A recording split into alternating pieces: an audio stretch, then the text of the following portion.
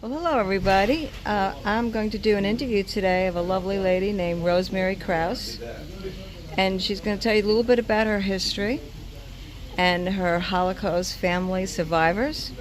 I think you're going to find it very interesting. So, hello, Rosemarie. How are you doing today? How am I feeling today? It's very hot, so I'm feeling hot.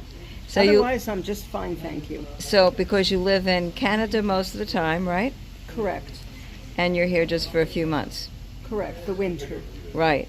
So you told me when we were talking that you had parents that survived the Holocaust. That's right. Could you tell me a little bit about that? Tell you about that a little? Yeah. Sure. My mother lived in a town in Czechoslovakia, what was then Czechoslovakia, now it's Ukraine. So she lived in a town called Beregszáz, it used to be part of the Austro-Hungarian Empire, and so the street language was Hungarian, although once it became Czechoslovakia, they had to formally learn Czech in school. But my mother spoke 7 languages, actually. Anyway, that's where my mother was from. My father was Hungarian, and he was born and grew up in Debrecen, which is the second largest city in Hungary. Now, did you practice your Jewish faith there? Was that allowed in Hungary? Can you move that down so I can see your lips? Oh, okay, yes. It helps me understand. Yes, she has a little bit of a hearing impediment, so. A little. I've lost more than half my hearing. Wow. Yeah. How did that happen? Were you born that way, or? No, I wasn't born that way. I started, I think I got my first hearing aids around 51, just Okay. after my mother died. But both my parents also got hearing aids after they turned 50. Okay, so this And was. they gradually got worse, so I think it's genetic. That's what Oh. a doctor told me. When they examined my ears, they couldn't find any illness or anything that would explain it. Wow. So I think it's just genetic. Okay, hold on a second. So, when did your parents go into the Holocaust? From Czechoslovakia? 1944. That Czechoslovakia was my mother, but they both. She was in Auschwitz for about a year, and my father was in Theresienstadt for about 6 months. But this was after he had been in a labor camp for Jewish people, first they drafted him into the Hungarian army, and then after a while they took away his gun. How he was supposed to fight without a gun, I don't know. They probably didn't care if he died. They took away his gun because he was Jewish. Then they took him out of the army because he was Jewish, put him in a labor camp, and then the last 6 months of the war he spent in Theresienstadt, very, very ill with typhus. How did they finally get out of those camps? Well, the war ended, and they were liberated. Did they get to see a lot of people die there? Daily. Daily. Wow. How do they manage to keep their sanity and keep going every day? I'm not sure they kept their sanity. Yeah. That was part of the problem. Okay. My mother was chronically and severely depressed when I was growing up. And she would always burst into tears when she thought about her family of origin that was killed. So, and she always said, they killed my family, I said, what do you mean your family? I'm your family. That somehow didn't seem to make a difference with her. Because her parents were killed too, weren't they, in the Her camp? parents were killed by the Germans, yes. That's amazing. With that in mind and that history of yours in mind, how do you feel about what's going on in Israel now? I just think it's more of the same. I think that there's always a reason for, as far as what's going on between the Palestinians and the Israelis, I think that's, ongoing sibling rivalry that's been happening ever since Esau and what was his brother? Jacob, right. So that's what it is. It's like each of them wants to be the chosen. Yeah. right? And so they fight together to Right. sort of show which one's stronger. So no, we're chosen. No, we're chosen. Yeah. That's what I think it's about. That's Well, what I think it's always been about. I think you're absolutely correct. And also I think it was, wasn't it Abraham who had 2 wives and one of them was Ishmael? And Right. she was That sent off. Ishmael was whose wife? Jacob? No, Abraham. Abraham, Right. So Ishmael formed.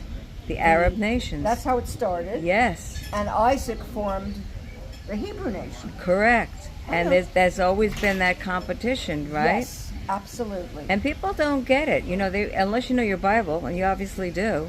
I know something. Well, yeah.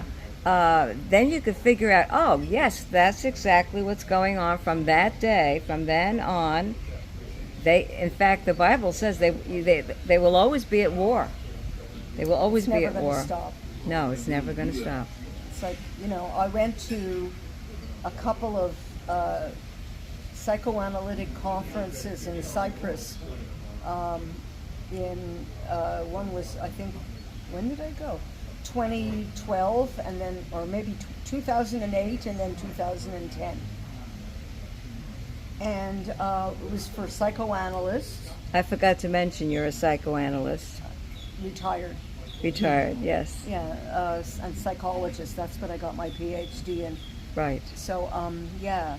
And at the conference, I remember the conference was for analysts who were either children of survivors like myself or children of Nazis. Oh, Lots of Germans. really? Oh, yeah. And the Germans were they felt extremely ashamed of what their parents had done. And they wanted us to forgive them, the Jewish, Wow. And I remember one woman asking me, she was like in agony. And I said to her, she said, please forgive me. And I said, I have nothing to forgive you for. You didn't do anything to me. It was your parents who did stuff to my parents. Right. But I don't have to forgive you because I'm not angry with you. You didn't do anything. How do you feel about the anti-Semitism that's kind of gotten worse in America and the synagogues recently even that have been attacked? It's part of the same thing. They blame Israel. What's interesting, is that they're attacking Israel for killing their own, trying not to kill anyone except Hamas. But of course, they managed to get some Palestinians who aren't Hamas as well. But the Palestinians are calling it genocide. That the Jews are committing a genocide on the Palestinians. And of course, that's not true.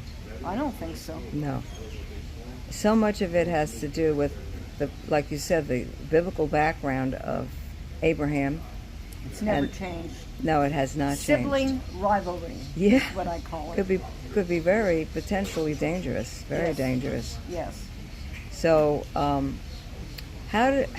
as a Jewish person, do you use your faith and your beliefs to get through all what's going on right now?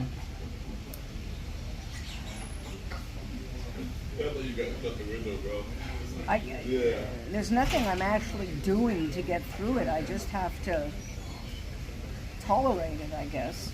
Can't change it. Right. So one day at a time, right? Something like that, yeah. Yeah, yeah. Now, you've also experienced the death of a granddaughter, That's right. and you wrote a poem that you'd like to share with us? I've written a whole series of poems about her, but I'll read you the one that I wrote when she was dying, really at the end of her rope. Okay. It's called When the Bow Breaks. Can you give us her age when she got the cancer and when she passed? She got the cancer when she was 5. She was very, very tired all the time. They took her to the doctor, and that's when it was diagnosed. And she died 4 years later. just 2 weeks before her 9th birthday. So She died. she's been gone how long? Since June 2021. Okay. So, Okay? yeah, So that's 5 years. right. It feels like yesterday. Anyway, Yes. the poem is called When the Bough Breaks. Was her child's body still her own if her parents were warring over it? One parent, to coerce her into staying alive by vampirizing her with platelets and chemo. The other parent, to let her go, to cut the umbilicus and say goodbye. Two desperate horses pulling in opposite directions, a small child chained between them. Her times awake focused only on pushing a button to stop the pain. Whose fault was her death? His? Hers? Or was it the disease? Mourning cannot ripen in a field where parents sling grenades at each other. Better mad than sad. Advice passed down through generations after the homicidal spasm of the Holocaust. Trapped, they cannot cry nor say goodbye, neither to their child nor to each other, which is why divorce cleans them out. Whose fault was her death? His, hers, or was it the disease? The fault, dear Brutus, is not in our stars, but in ourselves. We are underlings when it comes to knowing ourselves, especially when we're burning up inside our child's volcano. Volcano expands, grows. She is shrinking, fading away. We want to keep fighting after her death as we fought for her life, because stopping the war means accepting our child is really gone, and we cannot. She blew our lives apart. We cannot cry or say goodbye. Wow, that is powerful. And I know you're a poet. You've written quite a few poems, and I can hear the emotion, I can hear the trauma, and I can hear the pain. So, Rosemarie, I'm going to ask you now about your Holocaust poems, and also your book. You've written a book. Can you have. What's the name of your book? It's called Black Milk, And you can get and it. you can buy it on Amazon. All right, Black Milk. Sounds interesting. Okay, would you like to read your poem to us? A couple of your poems? Sure. This one is way before the Holocaust, although it's in the Holocaust book. It's also been published separately online. It's called Eating Pork. My great-grandmother was deathly ill and would not eat in Czechoslovakia in the 19th century. Her family asked their rabbi what to do. He said, "Give her whatever dish she wants." She asked for pork. They fed her a pork stew, rich with onions, apples, potatoes. She recovered. They never learned the source of her craving. Had she ever eaten it in secret? Perhaps she only inhaled the aroma from a Christian's kitchen window and could not forget it. Perhaps she needed to break the law to regain her strength. Perhaps she was the iconoclast from whom I am descended. If you're going to sin, said Jacob Frank, sin with the sensuality of fear. Be as wicked as you can until your pleasure makes you pure. Wow. So you have another one? I do. You can get her poems online, and also the book, which was called The Black What? I, child of survivors, had parents who force-fed me the Holocaust. Eat, they said, or you will starve as we did. Eat hatred of Germans. Eat hatred of Christians. Eat Zyklon B. Eat burning flesh, smell of crematorium. They fed me the black milk of memory. Well, that's why you were pretty miserable as a kid, huh? Yeah. Did they ever get over their experience? Probably not, huh? No. No. You don't get over trauma. No, you don't. You can learn to cope with it, but you don't really get over it. That is true. You have another one to end this for us? My parents only met after the war. It was because my father was in Theresienstadt, the camp he was in, with my mother's brother. They became really good friends, and my mother's brother had a picture of her that he somehow kept away from the Germans because the Germans confiscated everything. Anyway, my father took one look at her picture and said, if I survive this war, and if your sister's alive wherever she is, I'm going to marry her. And that's what happened. The brother introduced his sister to my father after the war. Wow. Okay?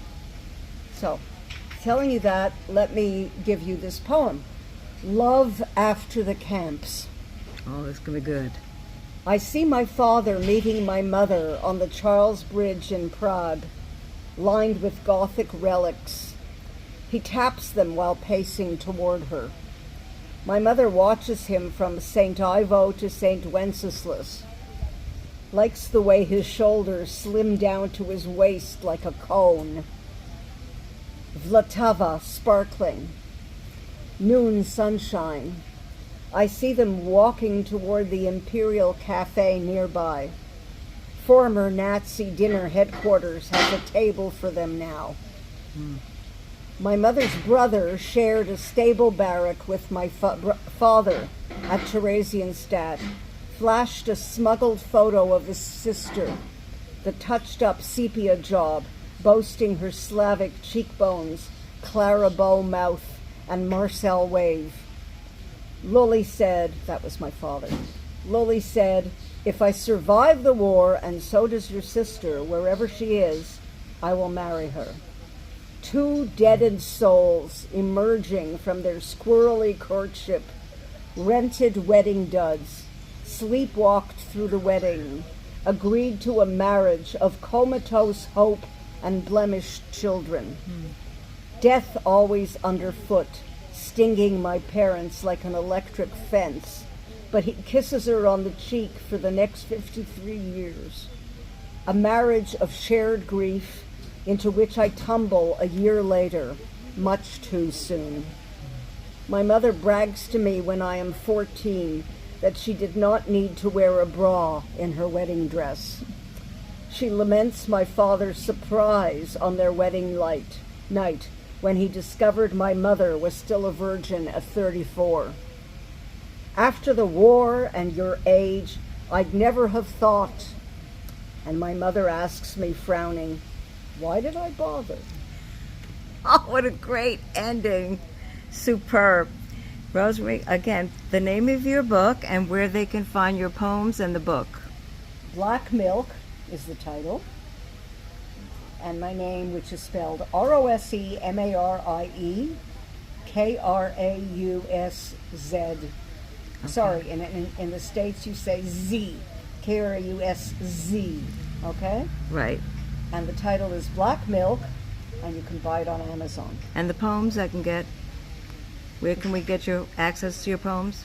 These are the poems. Black Milk are the Oh, poems. that's it from the book. Oh, Yeah. fabulous. I read your poems from the book. Well, you heard it then, folks, from the mouth herself, and we want to thank her, and please do access yourself to her book and her poems. Thanks you so again, much. Rosemarie, for allowing this interview, and I pray the God of peace, who I believe is Yeshua, brings you peace and brings your family peace.